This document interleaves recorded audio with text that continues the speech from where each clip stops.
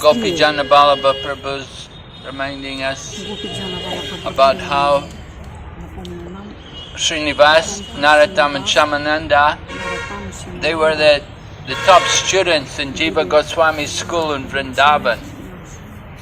So Chaitanya Mahaprabhu had left the world, so they wanted to encourage the Vaishnavas in Bengal, because the devotees over here in Bengal, Narissa, they were all feeling the separation that, oh, Mahaprabhu's gone, he's left the world, his pastimes are finished. So they were all feeling very much the fire of separation from the Lord. So the Jiva Goswami in Vrindavan wanted to encourage the Vaishnavas over here. So he sent Shrinivas with Narottam and Shamananda to bring the books. In those days, the palm leaves, right? They didn't really have books. It was all palm leaves, and there was no question of how we have it now with telecommunication and everything. It was all handwritten on palm leaves. So they had books all copied out and given to Narottam and Shamananda and Shrinivas. They were the top students, and they were given all the books to bring over to Bengal and Orissa and to start the preaching, to encourage the preaching, because the Goswamis had been writing. Rupa Goswami had written Bhakti Rasamrita Sindhu and Upadeshamrita, and then Sanatana and Brihad Bhagavat Amrita, and then also Hari Bhakti Vilas by Sanatana Goswami, and these different books, very important for the books. So they were bringing the books with them, and they had a special cart with people, and they were, of course, they have to walk everywhere. This Prabhu was questioning me, he said, how they could walk so far. No, they would walk. They would walk, and they had a bullock cart carrying the books. And they got to this place in Bihar, is it? Yeah. Yes, Bihar, there's one place, and there was one king there who was, not of the most noble character. Anyway, what happened was the astrologer told the king that there's a party coming, and they've got some very valuable things with them. So the king was happy. Oh, wonderful, they've got valuables with them. Good, we will rob them. Let them come. And in the night, we will go there and we will rob them of their valuables. So this party came, the Sri Shamananda, Narottam and Shrinivas, and they were camping for the night. And during the night, the king had his men come and they stole the trunk because they thought that was the valuables. It was the valuables, right? Yes. It was the real valuables. So they stole the trunk with all the books in. Of course, they didn't know it was books. They thought it was some valuable jewels or treasure or something. So they stole the trunk. And in the morning, the devotees woke up and they saw there's no books anymore. They were, oh no, what happened? Where have our books gone? We've come here to deliver the message of the Goswamis, and the books have all been taken away. So they were really, what are we going to do? So anyway, Narottam and Shamananda, they went off to go to their areas for preaching. Like Narottam went to he came to Bengal, and was Bangladesh. And Shamananda went to Orissa, and Shrinivas, he remained. He was the one who remained to try to find out what happened to the books. So he heard that in the nearby town there was one king, and they were having, every day they were having discourses on Shastra. So Shrinivas thought, well, I might as well go and hear. So he went to hear the discourses. And when the Pandit, the king's Pandit, began to speak, Shrinivas was listening, and Shrinivas, he'd been studying Jiva Goswami's school, so he'd learned everything very nice, according to the Goswamis. And this Pandit stood up and he was supposed to speak about Bhagavatam and Lord Krishna, and it was all speculation, it was all nonsense. And Shrinivas was listening, and Shrinivas, he began to correct him. And he began to point out different mistakes the Pandit had made and correct all his mistakes. And they were listening, and then he said, "Why don't you come and speak?" So Shrinivas came and he began to speak. And they were completely conquered, and they all surrendered to Shrinivas. And even the king took initiation from Shrinivas. And they all became his disciples. And then the king, his men had stolen the books. He thought it was valuables, but when he opened the trunk, he saw it was just palm leaves. He didn't know what was actually there. So he told Shrinivas, he said, "Actually, I have something." He said, "Maybe you know what these are." And he showed him the books. And Shrinivas said, "Oh yes." He said, "This is our books." He said, "We need these."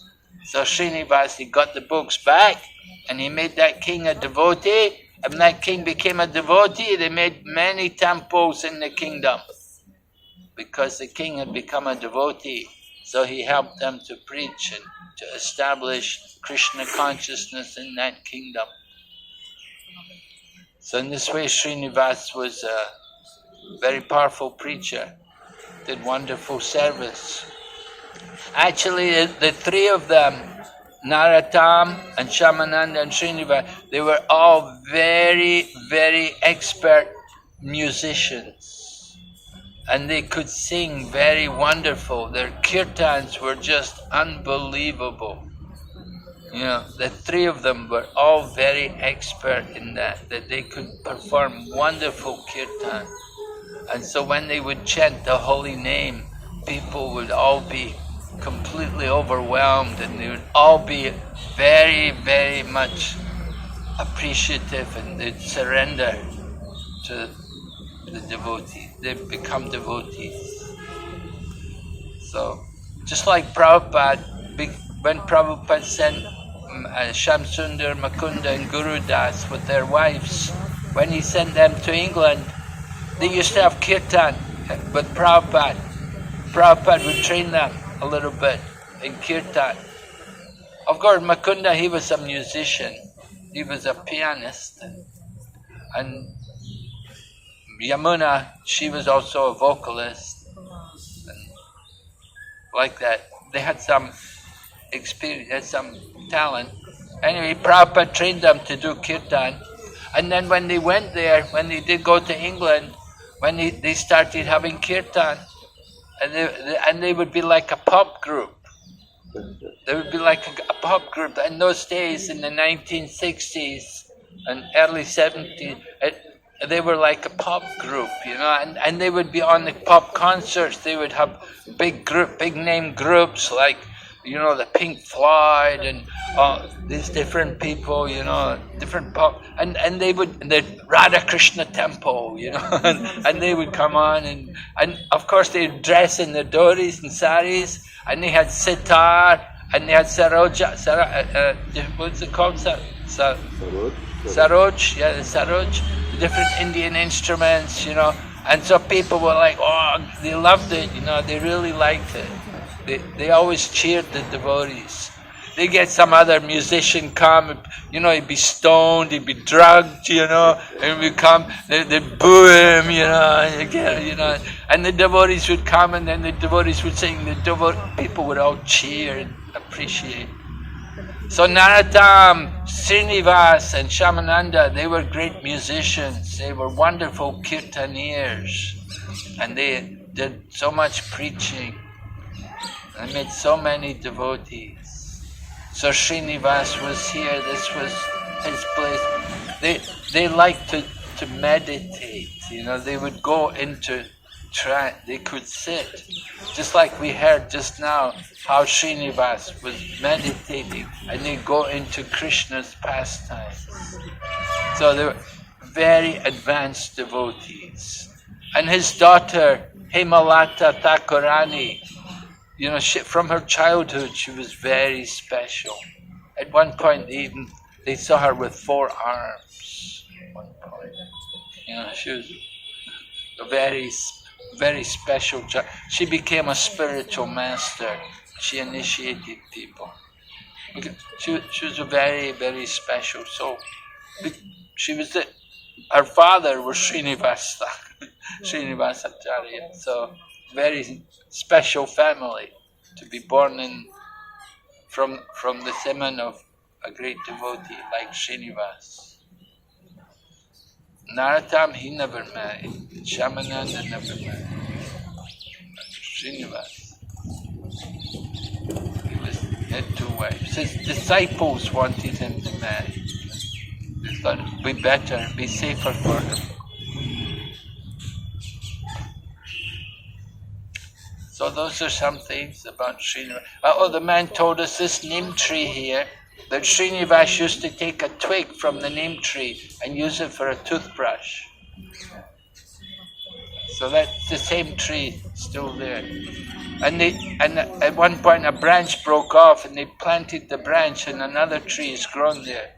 So you've got 2 trees there. They're both from the toothbrush of Shrinivas. Okay, Prabhu? Any questions? Any question?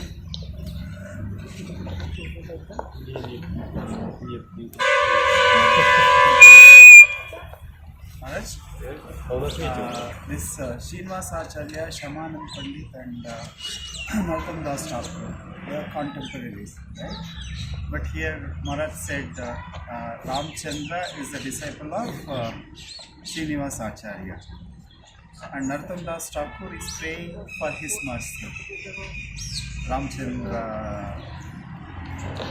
Is he a disciple? Yeah? Shrinivas Acharya's disciple. They used to meditate together. Ramachandra also used to come here and be with them. They used to be. He was like part of the group, although maybe he was initiated by him, but he was, there's Ramachandra Kaviraj, right? He's a great devotee. They were friends with Narottam.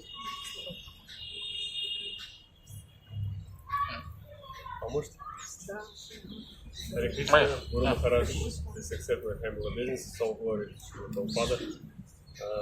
My question is, Господь Чайтанья принял саньясу, чтобы его серьезнее воспринимали. Сколько я слышал, ему не хватало. О нем какие-то суждения пошли. И он принял саньясу для того, чтобы выглядеть серьезнее в этом плане. Он мог не принимать, да? Правильно понимаю? Lord Chaitanya took sannyas to be more serious and to make the meaning of people more serious from him, about him. So, Он мог этого не делать. But He doesn't do it. But he can not to do like this. He can not to take sannyas. Could she not? Could be not? Huh? Could be not На-русском. sannyas. Or he must. Or He's trying to ask if Lord Chaitanya had to take sannyas or he only took it to make people more serious about his preaching. Did he have choice? Was it necessary? Yeah, to take sannyas or not to take?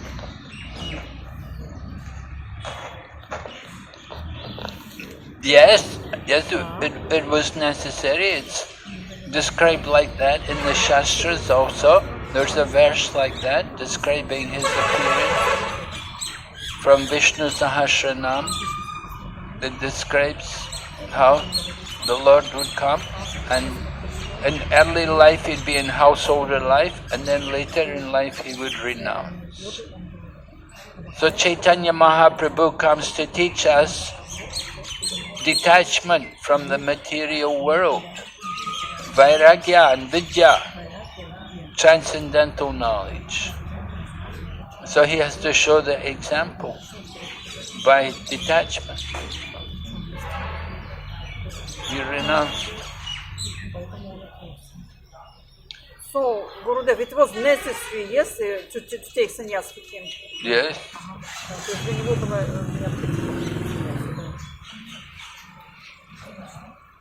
Somebody cursed him, right? A Brahmana cursed him.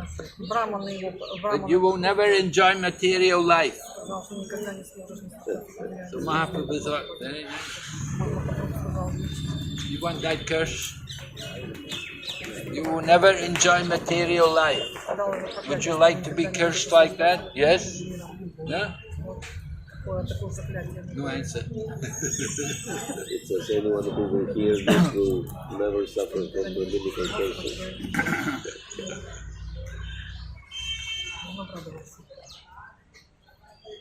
Thank you. Kirtan in Srivas Thakur's home was here or not? No. This is That is Srivas. That's a different personality. This is Shrinivas. This is Shrinivas Acharya. He's after the Goswamis. But the home where Lord Chaitanya was having kirtan, that is Srivas Thakur. That's in Mayapur. That's the house there. If you go past the Chaitanya Mat, then the house of Shrinivas, the home is there. And they have a place where the Chankasi came, he broke the Madanga. You go there, you see a broken Madanga. Chankasi came there, broke Madanga, stopped the kirtan. So Lord Chaitanya was going there, Srivas Pandit's home every night. But that home is in Mayapur. This is far, we're quite far from Mayapur, right? This is Gaura Mandala Bhumi. Navadvip is there. Now we're in the Gaura Mandala Bhumi. Bigger.